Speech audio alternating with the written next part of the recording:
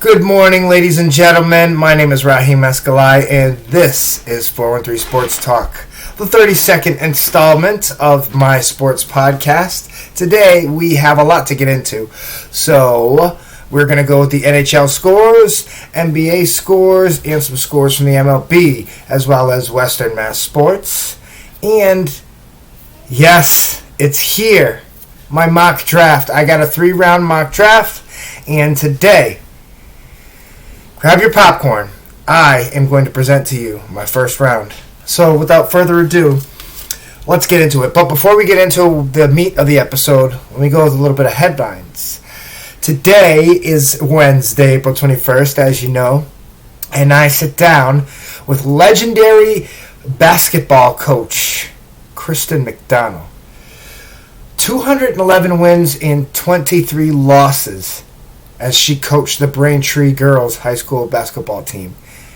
That is impressive. Now, we're not even adding into the fact that she has a whole career at Norwood High School coaching the boys. Yes, she's the coach of the high school boys basketball team, and I had the privilege of sitting down with her this afternoon around 3:30.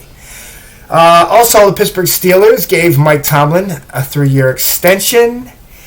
And today, I get a chance to meet with one of the top signal callers in the Sunshine State, and his name is Austin Christian. That's going to happen around 6:30 tonight. And I end the night with my conversations with Kashawn Faison. He's a wide receiver, cornerback, halfback at St. Peter's Prep in Jersey City. So it's going to be interesting to sit down and talk to him, because he's a jackknife. He does it all. The NBA we have for you is the Atlanta Hawks over the Orlando Magic 112-90. New York Knicks notch a win over the Charlotte Hornets 109-97. Brooklyn Nets beat the New Orleans Pelicans 134-129. The Clippers beat the Portland Trail Blazers. Now, the Blazers didn't have Dame. And the Clippers pull out a win 113-112. Minnesota over Sacramento 134-120, and that wraps up the NBA. Moving on to the NHL, Boston Bruins over the Buffalo Sabres 2-0. Islanders beat the Rangers 6-1. Carolina over Tampa Bay 4-1. Toronto loses to Vancouver 6-3, and Anaheim loses to Los Angeles 4-1. There's the NHL for you. Moving on to Major League Baseball, another quiet day, just a handful of games. Dodgers beat the Mariners 1-0. Yankees over the Braves 3-1. San Francisco Giants beat the Phillies 10-7. Washington over St. Louis 3-2. Chicago Cubs over New York Mets 3-1. That was a very interesting game. The Milwaukee Brewers ended up beating the San Diego Padres by a score of 6-0. Those are your scores from the major sports. And going into Western Mass Sports, there was only a couple events yesterday. Girls swimming as East Hampton beats Belchertown 93-81. In boys soccer, Frontier beat Athol. This is not a joke, 10-0. And for girls soccer, another video game score, Mayhar beats Franklin Tech 9-1. And that is Western Mass Sports. Wow. Got through that pretty quickly. And here it is, the moment you have all been waiting for. The first round of my mock draft with trades. Some trades haven't happened yet, so they have been just a little bit of a prediction. But I have the entire first round of the NFL draft. So I'll go through it with you, and a little bit of discussion here or there. I know there are some picks that are going to raise some eyebrows. So without further ado, let's go. Raheem's mock draft. As you all know, which is synonymous in pretty much every draft, mock draft out there, I have Trevor Lawrence going number 1 to the Jacksonville Jaguars. I think the theme with the draft the year for the Jaguars is to protect Trevor Lawrence, invest in him. You guys think he's as good as everybody says he is? Okay, so go out and with that extra pick you guys got later in the first round, go grab somebody on the offensive line that can protect him. Then maybe go grab him a tight end when at the beginning, the top of the second round. But we will get into that as we go on. So Trevor Lawrence is going to be the first pick of the first overall pick of the 2021 NFL Draft. Number 2, Zach Wilson to the Jets. This goes without saying. This is my favorite quarterback in the draft. I think Zach Wilson is going to change the way the game is played for a number of reasons. He's athletic. His the off shoulder passes when he's not really lined up, and he just throws dime after dime after dime. It's going to be a couple years, but I think the Jets can be competitive in the AFC East. Number 3, the 49ers, and this is the big one that everybody was waiting for. The San Francisco 49ers, as you know, they had made the trade 2 weeks ago. Well, they snatched Justin Fields. I think the Mac Jones smokescreen is finally going to dissipate, and you guys will see if the Niners will take Justin Fields. I never thought Mac Jones was worth top even 10 pick, let alone them taking him at 3, or even Mac Jones going in the top 15, which he does, but he definitely doesn't play like that. He's a game manager on steroids. But Justin Fields goes here to the 49ers. They don't have as big as a hill to climb as far as rebuilding like the Jets do. They took Brandon Ayuk. They got CeeDee Lamb. They got Raheem Mostert. This offense, George Kittle. This offense is loaded. And the 49ers have the luxury of not having to throw Justin Fields in the fire right away because they have Nick Mullins ahead of them. And they're going to potentially sign Blaine Gabbert, which should happen by the end of the week if he continues to remain unsigned by the Tampa Bay Buccaneers. So they have options at quarterback. They don't have to throw him right out there. But the 49ers take him at number 3. Number 4, I got Kyle Pitts, the tight end out of Florida, going to Atlanta. Matt Ryan's got a couple more years on that deal. He just got extended. I think that says a lot about Arthur Blank and how they view the quarterback position going forward. As we all know, Matt Ryan's in his mid-30s, and the window is closing. So I think that they're going to go with Kyle Pitts here.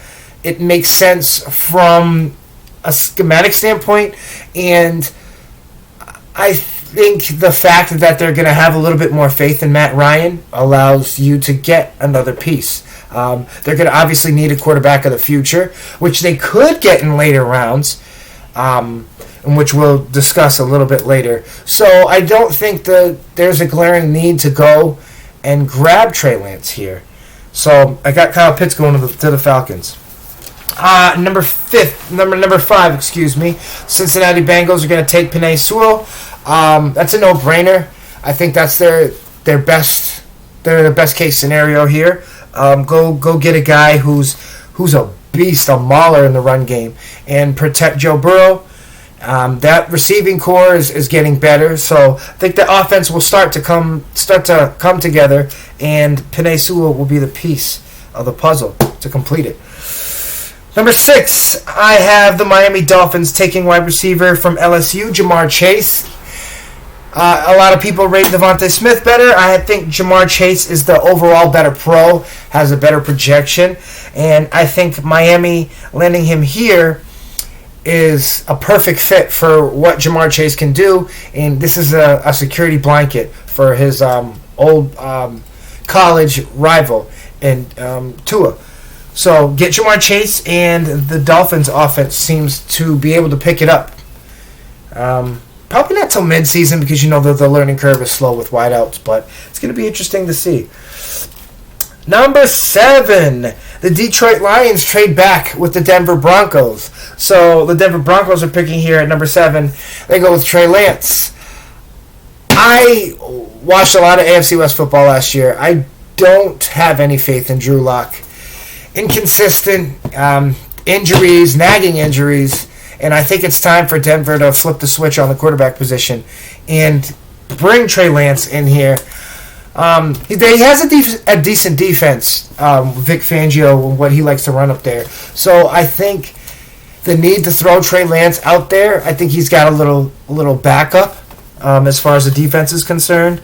But they can only go so far, that Denver defense. Number 8, I have the Carolina Panthers trading back with Arizona. It makes sense at this point. All the major guys are off the board. Kyle Pitts, Trevor Lawrence, we already knew he was going. Zach Wilson. So all the major guys that you would want to grab are gone here. And they just signed Sam Darnold from the Jets. So there's not a glaring need at quarterback. Head coach Matt Rule is a very firm believer in a stout defense. Has been stockpiling the defensive picks over the last few seasons. So that would explain Carolina wanting to trade up. Who would they trade with? Arizona Cardinals. Excuse me. Who would the Arizona Cardinals go to grab? Alabama wideout Jalen Waddle. It makes sense with the A.J. Green signing. They already had D-Hop on the other side, and now Jalen Waddle. Jalen Waddle will be a little bit of a blanket for Kyler Murray because of the fact of A.J. Green's inconsistency, staying healthy. And I believe that would be a perfect fit. Jalen Waddle falls right into their lap at number 8. Number 9, I got the Detroit Lions taking Devontae Smith. I hope that he's going to have a great career. Although a lot of the great offensive players that have gone to the Lions have retired early, in Barry Sanders and Calvin Johnson. I don't want to say that that's the outcome for him, but I haven't seen Detroit do anything. I haven't seen them change as an organization my entire life. So what's to think that they would do that now? They picked Devontae Smith, and hopefully, if Detroit doesn't change this year, Jared Goff's going to lay it on him every time he hikes the ball.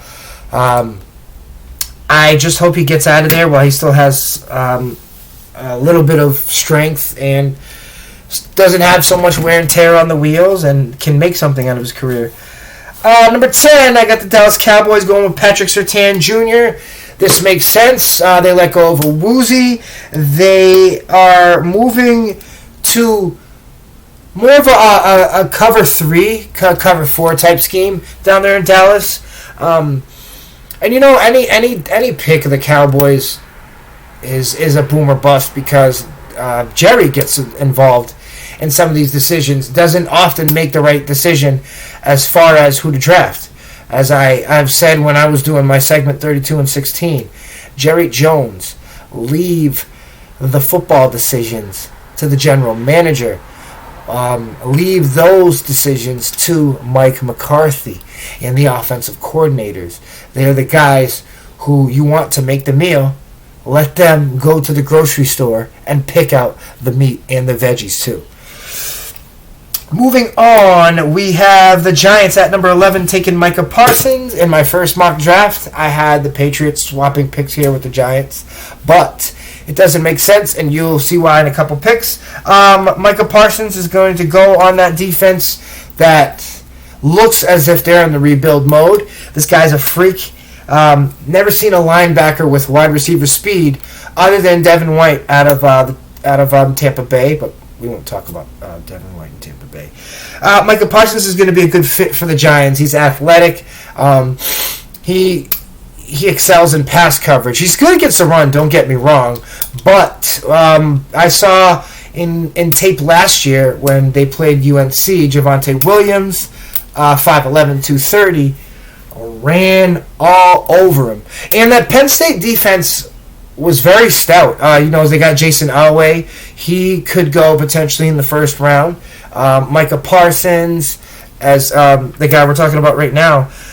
So the defense was pretty good to be ran all over by UNC's Javonte Williams. So it's going to be interesting to see what the Giants do with him. If they put him in a 3-point stance or if he's an off-ball linebacker, it remains to be seen. Jeremiah Owusu-Koramoah, the linebacker from Notre Dame. I got him going to the Eagles at 12. Rashawn Slater out of Northwestern. He's going to go 13th to the Chargers. He's the most pro-day ready prospect, in my opinion, out of all the tackles I evaluated, other than Penei Sewell. It's going to be interesting, though, because Rashawn Slater's a bit undersized at 6'3", 310. So Rashawn Slater's going to go out in day one. He replaces on the right side, I believe, DJ Fluker.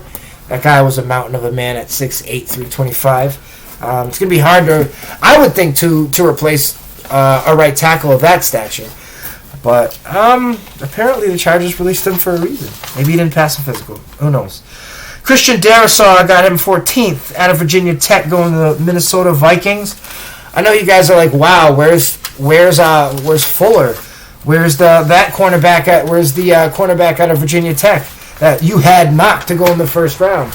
Well, that back injury has got me thinking that GMs aren't going to take a chance on him in the first round. Maybe the second.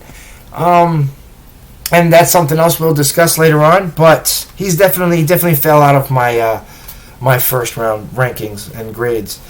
Number 15, the New England Patriots select the game manager, Mac Jones.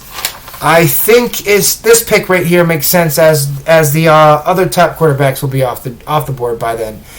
It's really the one piece New England needs, and they have the luxury of already having Cam Newton and Jarrett Stidham on the bench. Cam signing another year deal. So you have the insurance. You don't have to start Mac Jones right away. He's got that Patriots do your job as kind of mentality. And he was similarly coached by Nick Saban in Alabama. So he's got that Patriot way already instilled in him. It'll be just interesting to see if this is the way that Bill Belichick and the Pats go. The way he's going to develop and turn out, and how early he'll be starting. Number 16, I have the Carolina Panthers as they traded back, taking Samuel Cosmi, the left tackle out of Texas. This is another big guy who's going to do well at the next level.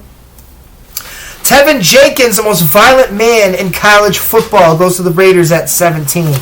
He is great getting off the ball. That speed at the left tackle position is highly coveted, especially for a man so large. And Las Vegas is going to plug him in either at the left tackle spot or the left guard, whichever hole they do choose to fill. The Miami Dolphins has another pick in the first round. They had the most picks out of any team in the first two rounds. First time since 2011. The Dolphins are reloading. They said, "Oh, Tom Brady's out of the AFC East. Excuse me. Let's get back to it. Maybe we can get back to our 1972 form. Who knows?" Lyndon Dickerson, the center out of Alabama, I got him going here to the Dolphins. It makes sense, and they need another piece on that offensive line. 19, Christian Barmore is going to the Cleveland Browns via a trade with the Washington football team. So Cleveland picks Christian Barmore here. Hey, the Browns already got a loaded offense. They have Myles Garrett on defense. Now to add Christian Barmore to that already talented group they got, the AFC North, you guys better be ready. J.C. Horn, the son of former New Orleans Saints wide receiver Joe Horn, got him going out of South Carolina to the Chicago Bears at 20. The Bears are in a rough spot here at 20. And I'm not saying this because I'm a Packers fan. They need so much on the offensive side of the ball, and a lot of the top guys in this talent-rich draft are already gone come 20. So I think they get J.C. Horn, and that's going to help them in the NFC North against Aaron Rodgers and all those other quarterbacks that like to pass it 70 times a game. 21, the Indianapolis Colts. This guy can start day one, but Colts fans are not going to be happy with it. Please do not kill me. Kwity Paye, the defensive end out of Michigan. I got him at 21. Rashad Bateman, one of my favorite wideouts in this draft, is going 22nd. The big guy out of Tennessee is very great at the contested catch, and I have him going to the Titans. Gregory Rousseau going to the Jets. I think new head coach Robert Saleh loves a player like this. It's basically his Arik Armstead that he had in San Francisco, so you get the same guy with that shape. He's young. He's got a very big frame to play the position. But it's just those injuries in college and the fact that he had 1 year of tape So not a lot of GMs want to take him. Now, as you remember a couple months ago, I had this guy top 10. And a lot of other people think so too. But with me realizing that he has only 1 year of tape, I don't see him as a top 10 guy. There's potential. I think he has potential to be one of the best to ever play the position. But only 1 year of tape, I don't really feel like he's a safe pick earlier than 15th. Najee Harris going to Pittsburgh, and I know you guys should be happy about this. This is going to be your best running back since Le'Veon Bell. For the 25th pick, the Jaguars got to get weapons for Trevor Lawrence. So they take Penn State tight end Pat Freiermuth. Outside of Kevin Gates, he's the best tight end in this class. Very Gronk-like. There's not really one spot in his game that shines. Obviously, the contested catches. He's a red zone threat. And he's a tad bit faster than Gronk. So you'd say that he has that advantage. But I think he's a steal here for Jacksonville if he's not already gone. Number 26, Trevon Moehrig, the safety out of TCU, as the Washington football team gets back into the first round of the draft via trade from the Cleveland Browns. I think this is a good pick. It's always good to get a safety with his type of skills on a defense that is rebuilding. You guys already got Chase Young last year, and that turned out great. Creed Humphrey, the center out of Oklahoma, going to Baltimore at 27th. Caleb Farley. I butchered his name earlier when I mentioned the other Virginia Tech guy going earlier in the draft. Caleb Farley hurt his back, and this is why I have him falling down to the New Orleans Saints. He's an athletic freak. He's 6'4". He's very tall, lanky. He's a great guy for a secondary fit when you got to go against wide receivers like DK Metcalf, Tyler Lockett, and those big physical guys that still can, for some reason, blow right past you. At 29th, I have my Green Bay Packers taking Asante Samuel Jr. out of Florida State University. We need him very badly. Kevin King really kind of messed it up for us at the end, and I'm glad he's not re-signed yet. Asante Samuel is great on off-zone coverage. As you know, our defense is moving kind of towards a cover 4, cover 3, a new wrinkle in the defensive playbook. So I think we take Asante Samuel Jr. and we plug him in. He's not a day one starter. Definitely, you could throw him into the nickel, and he can excel in coverage, learn a few lessons there. Let's hope, for our sake, that he's everything like his father and more. As you know, Asante Samuel was a Super Bowl winning cornerback for the New England Patriots and the Philadelphia Eagles before he decided to call it quits. Very physical. He was about 5'10". I love the way that Asante Samuel Sr. had a great balance with his hips, and when he turned, he didn't lose a stride. So let's hope his son emulates his dad. Azeez Ojulari goes to number 30 to the Buffalo Bills. Great linebacker to fill that spot. Jerry Hughes is getting older. Not saying that he's not one of the best, but he's getting older. And get a piece now. This Buffalo Bills team is already a Super Bowl contender on both sides of the ball. So get a piece like him now, and that's going to pay dividends going down the road, especially when Jerry Hughes retires. Number 31 at the Chiefs, I have them taking Liam Eichenberg. Makes sense. You, for some reason, release your two starting tackles in Mitchell Schwartz and Eric Fisher. Eric Fisher had an Achilles injury, so I understand that one. Mitchell Schwartz, I don't understand his release, but wherever he goes, it's going to be big. And rounding out the draft, I have the Tampa Bay Buccaneers taking Jalen Phillips, the other defensive end from Miami, who's another physical freak and has potential to be one of the best at his position. Why he's not in the top 10 or even top 15 is those concussion injuries and the fact that two separate doctors had to tell him that he needed to stop playing football. Knock on wood, I hope that those don't come back to haunt him in his NFL career, and I wish him the best. Just like I wish any other football player the best, regardless of evaluation or if they play for the Patriots or the Buccaneers. So that concludes episode 32 of 413 Sports Talk. If I got anything wrong, any facts, or if there's something that you did not agree with, please feel free to leave a comment or message me. Have a great day. Keep your heads high. And remember, the Patriots and the Cowboys suck. Have a great day, everyone.